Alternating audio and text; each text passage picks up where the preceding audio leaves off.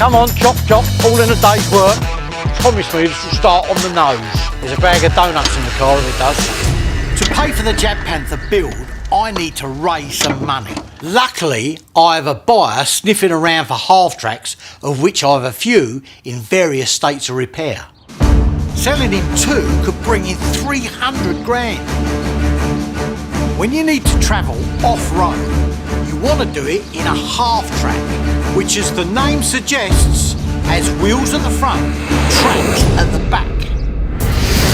The M3 is American. Over 40,000 were built in World War II. Many like mine in Ohio by the White's Motor Company. They could handle steep slopes, sandy beaches and muddy fields. Used as troop carriers, mobile anti-tank guns and a host of other battlefield applications. The M3 is also eye-catching, which is why they're now in demand. Right, come on, a tenor says it starts straight away. Just imagine the Germans are coming. Right, go for it. Do we have lift off?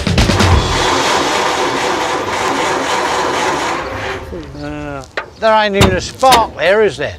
No spark means no donuts. An authentic White's M3 half-track like this can fetch as much as 25,000 quid, but only if it's in decent nick. Let's just hot wire it then. Yeah, there's a bit of wire, give that a go. Hot wiring involves bypassing the ignition system by connecting the battery directly to the starter motor. It doesn't work on modern cars that have computer-controlled engines, and if you don't know how to do it, don't try. Whoa! Whoa, nearly started. Well, smoke coming out the ignition switch, that's probably not good. Nearly.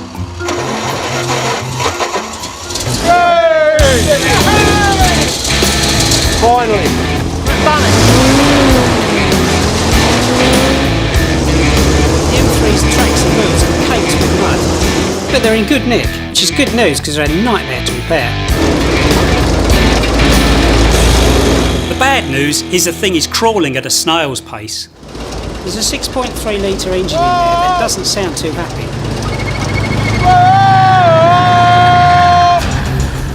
I'm also going to try and sell a German 251 half-track, which was with an SS Panzer division, which surrendered in Austria in 1945.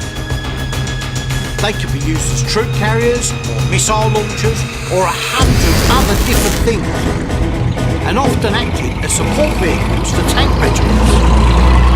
The German half-tracks were less powerful than the American M3s, but they were lighter, so had a longer range.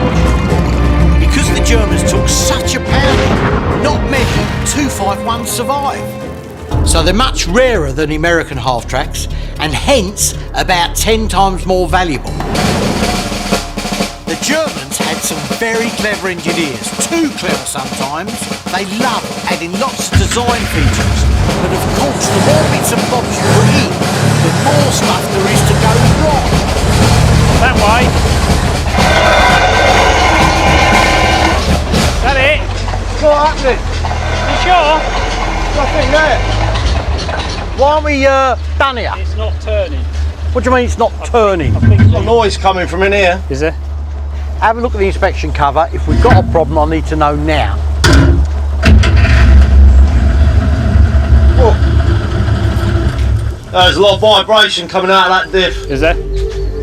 Oh no. Yeah. When a 251 turns, a set of gears called a diff or a differential, which connect to the drive shaft, control the individual speed of each wheel. If the diff is shot, the 251 won't be able to go round corners. The only way to find out is to open it up and take a look inside. It's bad. The differential's gears are chewed beyond repair. Have a look at this. Yeah. I'm You've guessing broken it. somebody's had a go at it and they've not put the stuff back in the right position. Oh no. So because it's all out of alignment, it's smashed it to pieces. Crikey. Oh, no. Make going around corners a bit difficult. That's really slaughtered that, isn't it? This is a real headache. Each part in a 251 differential was individually precision engineered to work as a set. Building another from scratch would take months. So I need to find a replacement. Michelle, it's Bruce. Yeah, I'm on the dog and bone to a contact in Eastern France. Very good, but the differential on our 251 is kaput. Yeah, knackered, finished. My French Okay, contact mate, has bye. got a 251 diff. So to make sure the half-track deal happens quickly, Freddie and me are heading to France toot sweet. While Bruce is away buying a replacement part for his German 251, we're working on the White's American M3. Now the vehicle in his 300 grand half-track deal. That's no good. That's no good at all. I think it's only running on about 3 cylinders out of the 6. Yeah. Sounds terrible. Listening to an engine tells you a lot about it. And this one sounds as though half of its cylinders aren't firing. Cylinders are like arteries. They contain the pistons which deliver the power to an engine's heart. If only 3 out of 6 are firing, the M3 is massively underpowered. Maybe there's a crack in the distributor cap or something like that, maybe. The distributor sends an electric charge to the spark plugs, which in turn fire the cylinders and pistons. Any fault in the cap cover, and over time dirt and even worse moisture seep in and gum up the works. Luckily, we've got an extensive collection of World War II vehicle parts. We've got that spare engine, we could take the bits off of that. Yeah. The strength of a lot of American World War II military engineering is its simplicity. Vehicles could be fixed by soldiers who weren't mechanics. So fitting a new distributor cap, taken from another engine, should be an easy job. Oh, this is fantastic. It's like a new one.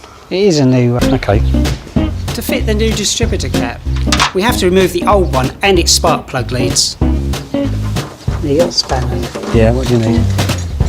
What's that? That's a 1/2 inch. I've got some proper spanners in my toolbox. Can't get a stupid great thing in there. Right. Hang on a minute.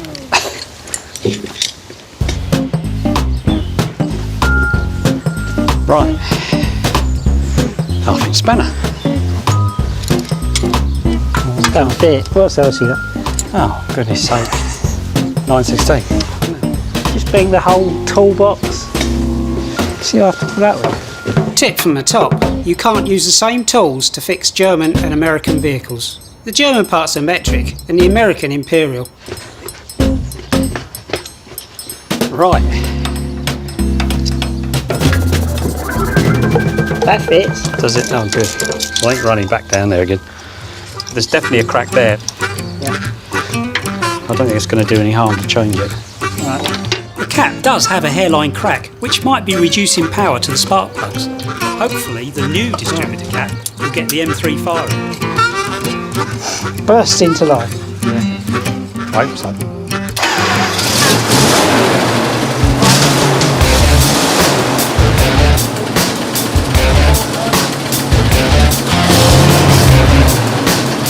Racing version. You're racing, aren't you? That's going to be so fast. It's certainly faster than running on about 3 cylinders. Yeah. Good. Oh, well, that's cured that. Boys have the M3 running well, but because working examples of 251 are so much rarer, the German half-track is far more valuable, so I need that up and running too. It's the moment of truth. In France, Bruce took Michel's word that this 251 differential is in good nick. I guarantee. There's only one way to find out, and that's to open it up. Ready? 3, 2, 1. Right then. If the diff's not in working order, it's 1,500 quid wasted on the part, and a possible £250,000 deal down the pan. My son Lewis is lending me a hand. First time this has been open in 70 years. Oh, look at that. I've got it. Well, I think we're in luck. There don't seem to be any knackered teeth on there. Overall, for something that's over 70 years old, that's in pretty good condition, that. That's a relief. Just a quick pre-fit shot blast for the diff cases, and the 251 is good to go. The repairs have gone well, But before I show the half-tracks to the buyer, I want to know that the boys have got them in tip-top condition, so I need to put both vehicles through their paces. We'll do a direct comparison of the two. Not only driving, but possibly firing. How's that float your boat? Yeah, get the gun for 'em. To make sure they're in full working order, the challenge will be a test of cross-country speed and agility, exactly what half-tracks were invented for. Right, start engine. See me? See me? 3, 2, 1, go! Where are they? Hey, right next to us. Come on, keep going. Come on, we're winning. Hey, come on, baby. Approaching the hay bales, the German 251 takes an early lead, but the American M3 seems a bit more agile. They're overtaking. Come on. Every time I turn, it brakes. Come on, just keep going. There's nothing wrong with the 251, but it's another example of German World War II over-engineering. Turning automatically activates the brakes on one side, which in theory helps it take corners. Round again. The American half-track is simpler to handle and has a lot more raw power. Oh no, they're ahead of us now. Ready? Go, go, go! Go, go, go. Come on, away!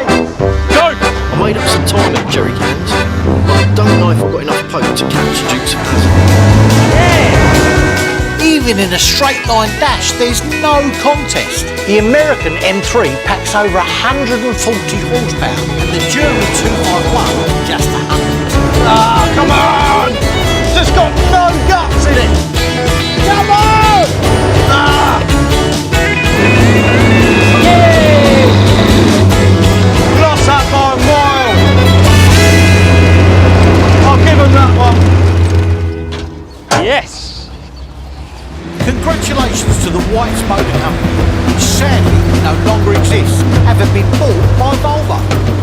Anyway, both half-tracks are ready for sale, and as a thank you to the boys for the work they put in, I'm taking them, 2 machine guns and the half-tracks down to the firing range. Right, gentlemen, this being the White's armoured American half-track, we are going to use a 30 calibre machine gun. The American machine gun fires 600 rounds a minute and has an effective range of over 1.5 kilometres. The German half-track will have an MG42 mounted on the shield. The German gun has an exceptionally high rate of fire, 1,200 rounds a minute. That's 20 bullets a second. Right, Freddie, Lewis, Nick, Phil, in your own time, short control bursts, carry on. Although it only weighs 11 kilograms, the German gun fires accurately up to a kilometre. The American weapon is also impressive. Its armour-piercing bullets travel nearly 900 metres a second. The truth is, both these World War II weapons hold their own against similar guns today. Cease fire! Yeah. When you're done, gather round.